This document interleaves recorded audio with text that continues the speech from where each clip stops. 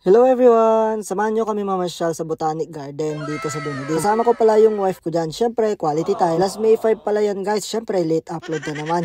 Wala palang entrance fee dito guys pag pumunta kayo. Lalong gumanda yung view at colorful yung paligid dahil yung mga dahon ay red, yellow, and brown. Post-autumn na kasi din. Humabol lang din kami para may entry din kami ngayong autumn dahil di ganun kaganda ang photos and videos namin sa Arrowtown at Queenstown. Very friendly din pala yung mga ibon dahil nga dumadapo kusa sa balikat ng mga tao. Actually, nagulat din ako dahil free din pala ang pakain sa mga ibon, ducks at isda dyan. Ang gagawin nyo lang ay humingi kayo sa parang counter nila at bibigyan kayo. Pag namasyal kayo dito guys, madaming spot na pwedeng pagpicturean. May glass house din pala dyan guys para sa mga halaman nila na nabubuhay sa tropical country. Medyo mahirap pala ikutin to dahil malaki ang Botanic Garden.